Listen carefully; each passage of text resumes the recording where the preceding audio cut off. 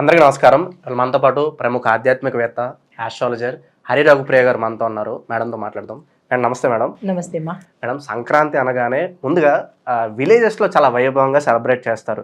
చాలా మంది హాలిడేస్ ఇస్తే 10 రోజులు ముందుగానే వెళ్ళిపోతూ ఉంటారు ఎవరి ఊళ్ళ కాళ్ళకి. పెద్దవాళ్ళ సమక్షంలో అయితే పండుగ చాలా బాగుంటుంది. సంప్రదాయాలకు తగ్గట్లుగా వాళ్ళు కార్యక్రమాలు చేపిస్తారు, అంతా బాగుంటుంది.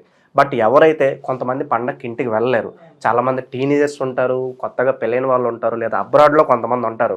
సో పేరెంట్స్కి దూరంగా ఉంటారు, విలేజ్కి వెళ్ళలేకపోతారు.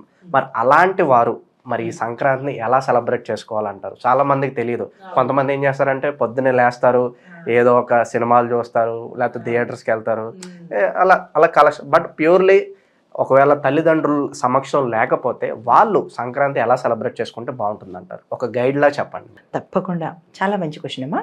అయితే ఏంటంటే ఈ సంక్రాంతికి మీరన్నట్టు చిన్నపిల్లలు దూరంగా ఉంటారు కదా, వాళ్ళకి కూడా మనం ఒక ప్రత్యేక విధి విధానం ఉంది, అది కూడా చెప్తాను. అయితే ఈ సంక్రాంతికి మనం ఏం చేస్తారంటే పెద్దవాళ్ళు, అమ్మమ్మలు, నాన్నమ్మలు, అమ్మలు, వీళ్ళందరూ ఏం చేస్తారంటే మన పితృదేవతల్ని తలుచుకొని మూలకి వాళ్ళ స్వరూపంతో పెరుగన్నం పెట్టడము, బట్టలు ఇవ్వడము. అది కూడా తెలియదు, శాస్త్రపరంగా మాకు అవకాశం లేదు అని అనుకున్న వాళ్ళు ఏం చేస్తారంటే గుళ్ళోకి వెళ్ళి స్వయం పాకం ఇచ్చేస్తారు. స్వయం పాకము అంటే అందులో ఒక వ్యక్తి, ఇప్పుడు జనరల్గా స్వయం పాకం అంటే ఏమిటి, ఏదో తోటకూర ఇన్ని బియ్యం ఇచ్చేస్తున్నారు, అది స్వయం పాకం అయిపోతుంది. కానీ స్వయం పాకం అంటే ఆ రెండింటితో ఏం చేస్తారు, చేసుకోలేరు కదా. ఒక వ్యక్తి తినడానికి ఆ పూటకి ఏవైతే అవసరమో వాటిని అన్నీ కలిపి దానంగా ఇవ్వాలి. అది ఎప్పుడు మనకి ఇంట్లో కుదరలేనప్పుడు దాన్ని మనం దానంగా ఇస్తామన్నమాట. అది ఏంటి, పితృదేవతలు సంతోషించి పితృశాపాలు మనకి తగలకుండా ఉండడం కోసం. అయితే పితృశాపాలు చాలా ఘోరంగా ఉంటాయి కాబట్టి అవి తగలకుండా ఉండడం కోసం మన అమ్మమ్మలు, నాన్నమ్మలు, అమ్మలు చెప్తారు. సరే, మీలాంటి చిన్నపిల్లలు ఉంటారు, ఉద్యోగరీత్యా పెద్ద పెద్ద సిటీస్లో, మెట్రోపాలిటన్ సిటీస్లో ఉంటారు, తెలీదు. అటువంటి వాళ్ళకి కూడా నేను విడమర్చి ప్రతిదీ చెప్తాను. అయితే మీరేం చేస్తారంటే ఇలాగా అవకాశం లేని వాళ్ళు ముందు రోజుగా భోగి పండక్కి ఎలాగైతే స్నానం చేస్తామో అలాగే ఈరోజు కూడా స్నానం చేసి, సంక్రాంతికి స్నానం చేసి, దీనికి ఒక పుణ్యతిథి, పుణ్య సమయం అనేది ఉంది.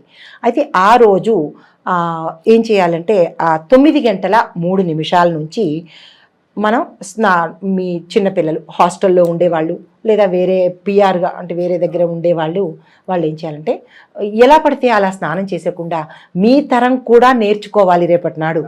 అయితే ఈరోజు స్నానానికి అంటే పండగలప్పుడు మీరు శ్రద్ధగా పాటించాలి ఈ విషయాలన్నీ. అయితే ఏం చేస్తారంటే స్నానం చేసిన తర్వాత ముందు రోజే మీరు అన్ని రకాల వస్తువులు తెచ్చిపెట్టుకోండి. ఇప్పుడు ఈరోజు సంక్రాంతికి దానికైతే మీ పేరెంట్స్కి చెప్పగలిగిన వాళ్ళు ఉంటారు, చెప్పలేని వాళ్ళు ఉంటారు. అప్పుడు మీరేం చేస్తారంటే స్నానం చేసిన వెంటనే నుదుటిన బొట్టు పెట్టుకొని మీ పితృదేవతల్ని, అంటే మీ నాన్నమ్మలు కానీ, తాతయ్యలు కానీ, అమ్మమ్మలు కానీ, మీ ఇంట్లో మేనత్తలు కానీ, ఎవరైనా పితృదేవతలు చనిపోయిన వాళ్ళ యొక్క పేర్లు తలుచుకొని మీరేం చేస్తారు, మీరు జాబ్ చేస్తుంటారు కదా, చేసినప్పుడు ముందు రోజే వెళ్ళి వాళ్ళ తరపున ఆ స్త్రీలకైతే చీరలు లేదా పురుషులకైతే పట్టు వస్త్రాలు లేదా కాటన్ వస్త్రాలు కొనేసి మీ దగ్గరలో ఉన్న దేవాలయాల్లో ఎవరైనా బ్రాహ్మలకి వాళ్ళ పేర్లు చెప్పి మీరు దానంగా ఇచ్చేస్తారు. అదొక ప్రక్రియ. అయితే మరి మేము నైవేద్యాలు అవి చేయలేం కాబట్టి ఆర్డర్ పెట్టేస్తారు. ఇంక ప్రతి పుణ్యానికి ఆర్డరే, పాపానికి ఆర్డరే, అన్నిటికీ ఆర్డర్లు పెట్టేస్తున్నారు. ఆర్డర్లు పెట్టినప్పుడు అది చాలా చాలా తప్పైన విషయము. దేవుడికి అలాంటి నైవేద్యాలు పెడితే మనకి వచ్చే ఫలితాలు కూడా అట్లనే ఉంటాయి. కాబట్టి ఆసక్తులైన వాళ్ళు, చెయ్యలేని వాళ్ళు ఏం చేస్తారంటే ఈ స్వీట్ల జోలికి, స్వగృహాల జోలికి, వాటికి వెళ్ళి ఆర్డర్లు పెట్టి తెచ్చేయకండి.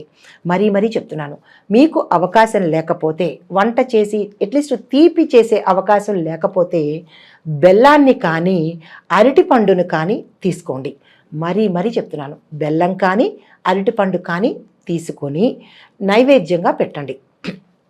మా ఇంటి చుట్టుపక్కల దేవాలయాలు లేవు అని అనుకుంటారనుకోండి, మీరు హాస్టల్లో ఉంటున్నారు లేదా ఆఫీస్లోనే ఎక్కడో ఉంటున్నారు, మీరు ఉన్న ప్రదేశంలోనే వాళ్ళని, మీ పితృదేవతలను తలుచుకొని మీరు కిందన చాప కానీ ఏదో పళ్ళెం కానీ ఏదో ఒకటి, అవి కూడా ఉండకుండా ఉండవు కదా, అక్కడ అవి పెట్టి పసుపు కుంకుమ పెట్టి ఈ పండు లేదా బెల్లము, ఏది దొరకలేదు బెల్లము నైవేద్యంగా పెట్టేసి వాళ్ళని తలుచుకొని అది ఎవరికైనా మీరు బయటికి వెళ్ళినప్పుడు దానంగా ఇచ్చేయడం ఒక ప్రక్రియ. లేదు ఏం చేస్తారంటే ముందు రోజే ఒక వ్యక్తి తినడానికి ఇందాక చెప్పినట్టు స్వయం పాకము తీసుకొని ఒక కండువా అయినా సరే లేదా జాకెట్ ముక్క అయినా సరే, ఆడవాళ్ళు అయితే జాకెట్ ముక్క తీసుకోండి, లేదా మగవాళ్ళు అంటే తాతయ్యలు మైనమామలు అలాంటి వాళ్ళు ఎవరైనా ఉంటే కనుక ఒక టవలు అంటారు కదా, ఆ తుండుగుడ్డ అది తీసుకుని వాళ్ళకి ఈ స్వయం పాకంలోనే పెట్టేసి దక్షిణ కంపల్సరీ. మనం ఏది దానంగా ఇచ్చినా దక్షిణ లేకపోతే దక్షిణాదేవి అని ఆవిడ ఉంటుంది, ఆవిడ దేవత, ఆవిడ ఈ ఫలితాన్ని మనకి అందనివ్వదన్నమాట. కాబట్టి 1 రూపాయో యథాశక్తి దక్షిణ పెట్టి ఆ స్వయం పాకాన్ని బ్రాహ్మణుడికి ఇచ్చేయండి, మీ పెద్దల్ని తలుచుకుని బ్రాహ్మణుడిగా ఇచ్చేయండి. ఇది 2వ ప్రక్రియ. అయితే ఇది ఏ సమయంలో ఇవ్వాలి అనేది పుణ్యతిథి అనేది ఉంది. ఆ తిథి ఎప్పుడు అంటే మకర సంక్రాంతి రోజు 8:42 ఇది పుణ్యతిథి. ఈ తిథిలోనే స్నానం అయిపోయిన వెంటనే మీరు ఎక్కడున్నా సరే వెళ్ళగలిగితే వెళ్ళండి, లేదు మీరున్న స్థానంలోనే ముందు అర్పణ చేసేయండి, వాళ్ళని తలుచుకుని మూలను పెట్టేయండి. ఆ తర్వాత ఏం చేస్తారంటే తీసుకుని వెళ్ళి మీ సమయాన్ని చూసుకుని ఆ పంతులు గారికో పూజారి గారికో పేదలకో, ఎవ్వరూ దొరకలేదు ఒక పేదలకి దానం ఇచ్చేయండి, వారి పేరు చెప్పుకుని వాళ్ళకి ఆ ఫలితం మనకి ముడుతుందనమాట. తరువాత మాకు ఇంట్లో పెద్దవాళ్ళు ఎవరు చెప్పేవాళ్ళు లేరు, కొత్తగా మ్యారేజ్ అయిన వాళ్ళు ఉంటారు, చిన్నపిల్లలు మీ సంగతి అయిపోయింది, కొత్తగా మ్యారేజ్ అయిన వాళ్ళకి ఏం చేస్తారంటే చెప్పేవాళ్ళు ఎవరు లేరు అన్నప్పుడు వాళ్ళకి చెప్పదగినది ఏంటంటే అత్తమామల దగ్గర కానీ తల్లిదండ్రుల దగ్గర కానీ లేని వాళ్ళు, వేరే చోట ఉన్నవాళ్ళు, అబ్రాడ్లో ఉన్నవాళ్ళు, వాళ్ళు ఏం చేస్తారంటే అక్కడ కూడా మనకి తెలుగు పంచాంగం అనేది అవైలబిలిటీ ఉంటుంది. లేదు అంటే గూగుల్లో మన సమయం చూసుకుని అక్కడ మీకు ఏది అందుబాటులో ఉంటుందో, ఏది ఆర్టిఫిషియల్ జోలికి వెళ్లకుండా, ఎందుకంటే మిగతా రోజులు వేరు, ఈ పుణ్యతిథులు ఈ పండగ తిథులకి మనం స్పెషల్గా పవిత్రంగా చేద్దాం. ఎలా పడితే అలా చేసేయడము, ఏమీ కాకుండా టైంపాస్ చేసేయడము, ఫ్రెండ్స్తో చిట్ చాట్ చేసేయడము, లేదా టీవీలు పెట్టుకునో ఇంకే రకంగా ఎంజాయ్ చేయడం అనేది ఈ కాదు. ఈ ప్రక్రియలు చేసుకున్న తర్వాతనే మీలాంటి పిల్లలు ఇంకా సాయంత్రం పూట మీ ఇష్టం, మీరు ఎట్లాగైనా చేసుకోండి. ఇవి ఈ సమయంలో చేయవలసినవి. అయితే పూజ మేము చేయడానికి మా దగ్గర అవకాశం లేదు అని అనుకున్న వాళ్ళు స్నానం చేసిన వెంటనే సూర్యుడికి, మనకి సూర్యుడు ప్రధాన దేవత ఇక్కడ, సూర్యుడికి అర్ఘ్యం ఇచ్చుకోండి. అర్ఘ్యం ఇస్తున్నప్పుడే మీ సంకల్పం చెప్పేసుకోండి. అర్ఘ్యం ఇవ్వడానికి మాకు సూర్యుడు కూడా కనపట్టలేదు అన్న వాళ్ళు కూడా ఉంటారు.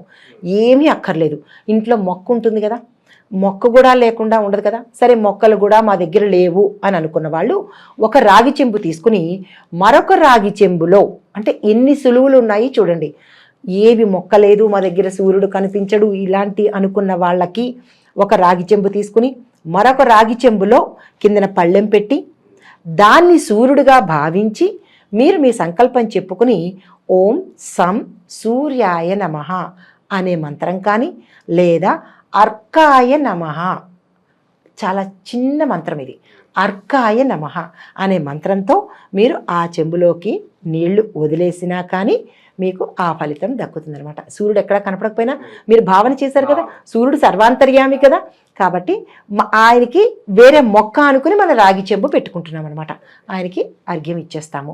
ఇది ఒక రకమైన ప్రక్రియ. కొత్త దంపతులకి తెలియదు అని అనుకున్న వాళ్ళకి శాస్త్రోక్తంగా ముందు రోజు తెచ్చుకుని, పెద్ద సామాగ్రి ఏమి ఉండదు కదా, ఎవరికైనా పూజా విధానం ఒకటే కదా, పూజా సమయం ఒకటే, పూజ చేసే విధానం ఒకటే. ఈరోజు మనం చేసుకోవాల్సింది ఏంటి అంటే సూర్యుడికి, శనేశ్వరుడికి, మహాలక్ష్మి అమ్మవారికి, శ్రీమన్నారాయణుడికి, ఈ 4 దేవతలకి సంబంధించిన పూజ మనకి ఎలాగా అందుబాటులో ఉంటాయి కదా, ఆ స్తోత్రాలు పెట్టుకోవడం, మనం పూజ చేసేసుకోవడము, లేదా శక్తి ఉన్నవాళ్ళు ఒక పురోహితుడిని పిలిచి చేయించుకోవడం ఒక రకమైన ప్రక్రియ. ఏదన్నా స్తోత్రం జపించాలంటే ఏ స్తోత్రాలు బాగుంటాయి మేడం? మహావిష్ణు స్తోత్రాలు, చాలా శ్రేష్టమైనది విష్ణు సహస్రనామం.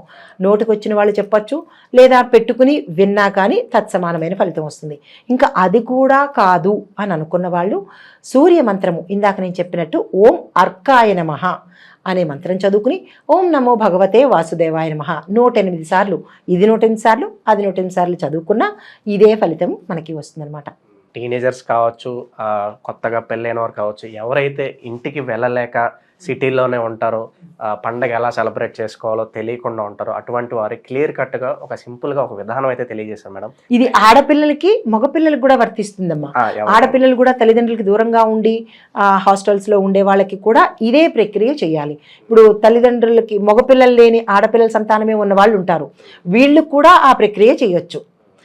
ఆడపిల్లలు పెళ్ళయ్యే వరకు కూడా ఈ టీనేజర్స్ అన్నదమ్ములు లేరు, మరి వీళ్ళకి ఆ ఫలితం వస్తుందా అంటే తప్పకుండా వస్తుంది. పెళ్ళయ్యే వరకు వీరు ఆ ఇంటి బిడ్డలే కాబట్టి వాళ్ళు కూడా వాళ్ళ నాన్నమ్మలకో వాళ్ళ పెద్దవాళ్ళకో చెప్పుకుని పేరు తలుచుకుని చేసుకున్న సేమ్ ఇదే ప్రక్రియ. మగపిల్లలైనా ఆడపిల్లలైనా ఇదే ప్రక్రియ చేసుకుంటే కనుక పితృదోషాల నుంచి ఒకటి మనకి అంటకుండా ఉంటుంది. తర్వాత ఏంటంటే సూర్యుడికి ఆయన యొక్క గ్రహం యొక్క అనుగ్రహం కలుగుతుంది, అష్టైశ్వర్యాలు కలుగుతాయి. ఇది చాలా చాలా మంచి పర్వదినం ఇది. తల్లిదండ్రులకు ఎవరైతే దూరంగా ఉంటారో, సిటీలో స్టక్ అయిపోయి ఉంటారో, ఆడవారు కావచ్చు మగవారు కావచ్చు, ఒక సింపుల్గా ఒక విధానం అయితే తెలియజేశారు madam. Thank you so much madam. నమస్తే.